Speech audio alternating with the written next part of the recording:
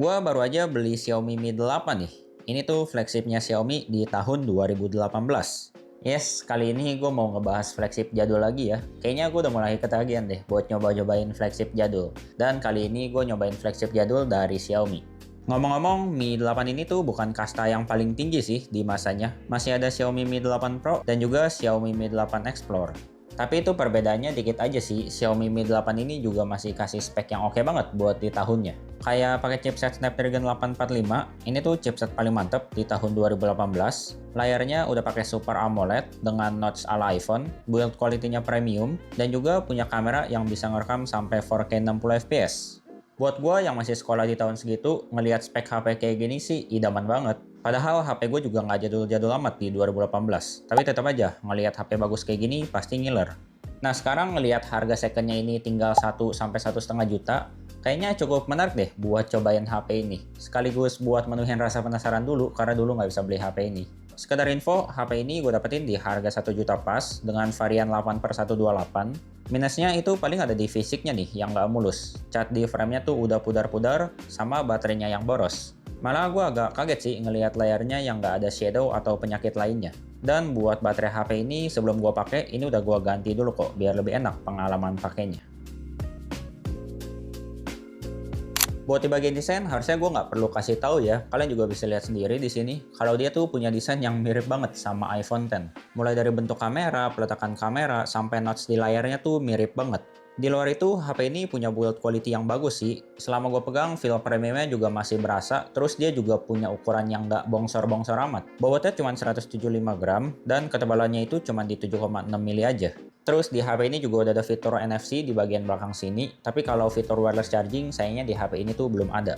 Dan sayangnya kalau kalian ada niatan buat jadiin Mi 8 ini sebagai remote AC kalian, di HP ini tuh nggak bisa, karena nggak ada ear blaster di HP ini. Kemudian ke bagian layar, tadi gue udah bilang ya kalau ukuran HP ini tuh nggak bongsor-bongsor amat, karena emang ukuran layar HP ini cuma di 6,21 inch aja.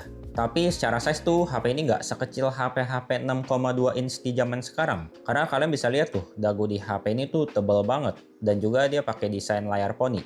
Buat kualitas layarnya selama gue pakai sih ini udah cukup oke kok ketika kita pakai buat nonton. Karena udah pakai panel Super AMOLED, buat kecerahannya ketika gue pakai di siang hari juga masih cukup kelihatan.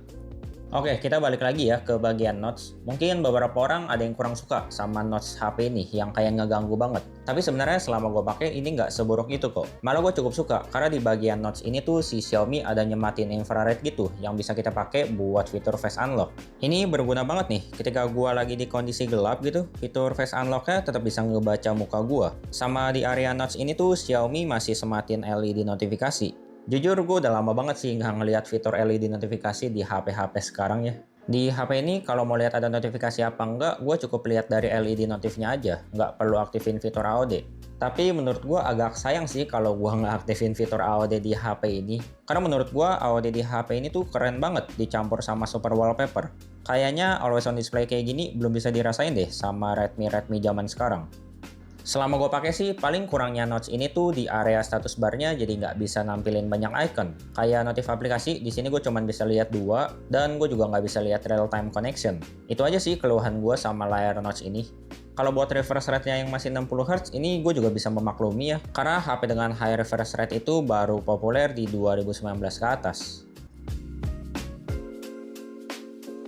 Lanjut ke bagian performa nih. Sebenarnya sebelum gue beli HP ini tuh gue nggak berekspektasi banyak ya sama performa HP ini. Mengingat umur HP ini kan udah tua nih. Tapi setelah gue coba, kayaknya gue terlalu ngeremehin chipset flagship yang satu ini deh. Snapdragon 845 di HP ini ternyata masih sangat sanggup buat nemenin kegiatan gue. Kayak buat buka tutup aplikasi, di sini lancar banget, nggak ada lag gitu. Terus selama gue pakai buat sosmedan gitu, chattingan, TikTok, YouTube, itu suhu di HP ini juga cenderung adem-adem aja. Kayaknya ini ketolong deh sama suhu Jakarta yang belakangan ini lagi adem-adem aja, karena kan hujan terus tuh. Kemudian di sini gue juga ada sesekali main game ya, kayak Mobile Legends atau Clash Royale. Di HP ini sih masih lancar banget, suhunya juga nggak terlalu panas. Mobile Legends gue udah pernah mainin 3 match, itu FPS-nya berasa stabil banget di settingan kayak gini. Emang cuma jalan di 60 FPS aja, tapi karena FPS-nya stabil, jadi masih sangat enak buat dipakai. Terus gue ada iseng juga buat main PUBG Mobile sama Genshin Impact, dan ternyata dua game ini masih bisa dimainin di HP ini. Di sini gue iseng aja sih buat nyobain Genshin Impact ya, ternyata di HP ini masih bisa dimainin. Cuman emang waktu gue ngetes main PUBG sama Genshin sih, HP ini jelas jadi lebih panas suhunya. Gue sih lebih saranin kalian siapin cooler lah kalau ada rencana buat main game berat di HP ini. Terus buat baterai, di sini gue juga nggak berharap banyak ya. Kapasitasnya aja ini cuma 3400 mAh. Buat standar sekarang jelas kapasitas baterai segini sih kecil banget. Dan tadi gue juga udah info di awal kalau HP ini tuh baterainya udah gue ganti. Di sini gue ganti baterai ke merek Rakit Panda aja. Harganya murah sih, cuma 118.000 udah sama jasa pasang. Buat daya tahannya setelah gue ganti, ini biasa aja. Dia tuh cuma bisa dapetin SOT sekitar 3 jam lebih. Maksimal 4 jam lah dengan penggunaan ringan tanpa gaming. Dan juga itu full wifi ya. Dengan penggunaan gue yang gak begitu berat, terkadang gue masih butuh buat ngecas 2 kali sehari nih di HP ini. Buat waktu ngecas HP ini itu juga cukup lama ya, karena dia cuma ngedukung input sampai 18 watt aja. Dimana buat ngisi baterai ini dari lowbat sampai 100 ya, 5% ke 100 gitu, itu dia masih butuh waktu sekitar 1 jam 30 menit. Jadi kurang lebih gitu sih buat di bagian performa, Xiaomi Mi 8 ini masih oke selama gue pakai. Paling catatan selama gue pakai HP ini, itu gue kadang ngerasa ada notifikasi yang telat masuk gitu. Kayak misalkan DM-DM Instagram. Pas gue buka aplikasinya tuh baru masuk notifikasinya. Kayaknya MIUI 12 di HP ini agresif banget buat ngekill aplikasi di background. Cukup aneh sih, padahal RAM di HP ini kan cukup lega. Ngomong-ngomong soal MIUI, HP ini tuh cuma mentok di MIUI 12 aja ya dengan Android 10. Udah ketinggalan sekitar 6 generasi Android sih, jadi kalau kalian nyari fitur-fitur baru ya, kayak Circle to Search misalkan, atau AI-AI yang biasa ada di HP Xiaomi, jelas di HP ini tuh kalian belum bisa nikmatin. Sebenarnya bisa kalau kalian mau ngerasain HyperOS di HP ini, kayak biasa aja, kalian tinggal pasang custom ROM di HP ini yang berbasis HyperOS. Harusnya ada beberapa fitur HyperOS yang bisa kalian nikmatin di HP ini. Tapi gue sendiri sih masih stay di ROM bawaan aja, karena gue rada males buat custom ROM. Dan untungnya di ROM bawaan Android 10 ini, gue masih bisa tuh buat ngedownload aplikasi-aplikasi yang biasa gue pakai. Kalau aplikasi bank sih gue nggak masukin ke sini ya, agak ngeri juga karena security patch di HP ini udah nggak update sejak 2020. Terakhir kita ke bagian kamera nih. Biasa ini tuh jadi poin yang paling menarik ketika nyobain flagship jadul. Buat Xiaomi Mi 8 sendiri, dia punya dua konfigurasi kamera. Yang pertama tuh ada kamera utama 12 megapiksel dan satu lagi ada kamera tele 2x 12 megapiksel. Buat hasil fotonya di kondisi terang masih lumayan oke sih. Dia masih punya detail yang cukup tajam. Dynamic range-nya juga lumayan luas. Di sini kebantu sama fitur HDR di HP-nya, dan buat warna sendiri dia tuh cenderung natural.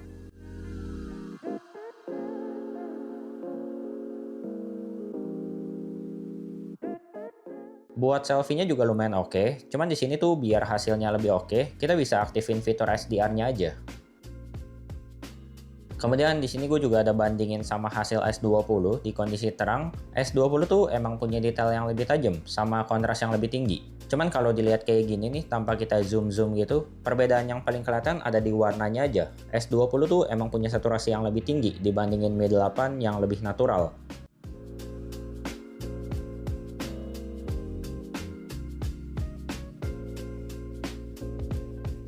Buat di kondisi low light, kalau di dalam ruangan itu masih lumayan oke hasilnya. Detailnya masih dapet dan minim noise juga. Kecuali kalau udah yang rada remang gitu, kamera si Xiaomi Mi 8 ini rada kewalahan. Buat kamera tele 2x-nya juga lumayan nih. Setelah gue bandingin zoom maksimal dari kedua kamera, hasil kamera tele tuh lebih detail dibandingin kamera utama. Cuman sayangnya kamera tele ini tuh nggak bisa dipakai buat ngerekam video nih. Karena ketika gue coba zoom ke 2x di mode video, dia tuh nggak ngerubah lensanya ke lensa tele. Sekalipun kamera utamanya gue tutupin kayak gini. Kemudian buat video, di sini kamera utamanya kalau kita ngerekam di 4K, mau 60 atau 30 fps, itu hasilnya nggak stabil ya kalau dipakai sambil jalan. Secara kualitas sebenarnya udah oke kok. Kayak di foto tadi, ketika di cahaya terang, dia punya detail yang bagus. Terus frame rate-nya di sini juga stabil, nggak ada frame drop gitu. Cuman emang perubahan exposure-nya rada kasar nih kalau dilihat.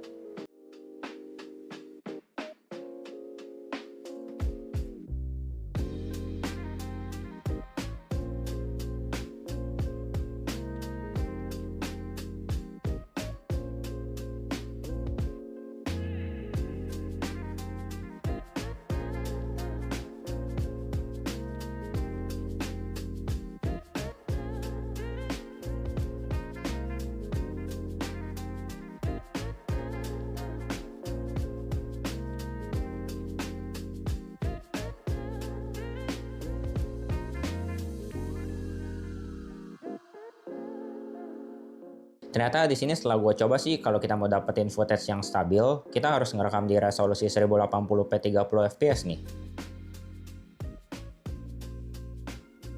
Kemudian di sini buat kamera selfie, hasilnya biasa aja sih. Ini gue ngerekam di 1080p 30 fps. Tone kulit gue emang masih cukup sesuai ya, walau rada pucat dikit. Cuman lagi-lagi hasilnya nggak stabil, sama dynamic range-nya aja yang sempit.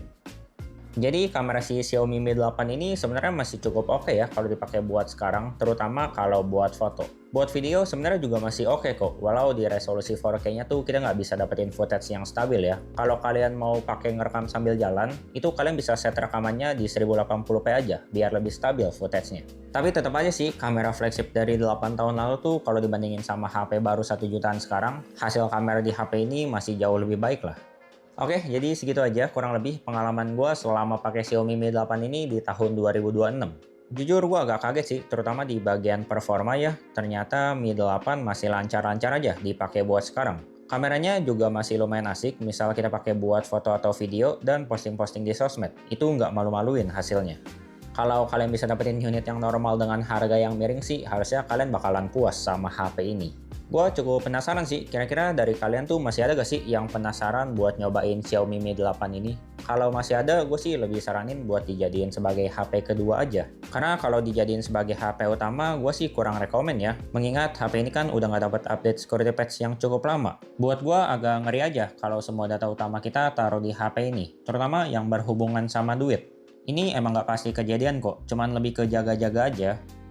Oke, jadi segitu aja buat video kali ini. Thank you buat kalian yang menonton video ini sampai habis. Kalau kalian suka sama video ini, boleh banget klik tombol like-nya. Dan kalau kalian mau support gua, itu bisa kok dengan cara subscribe aja ke channel YouTube ini. Oke, sekian aja. Semoga bermanfaat.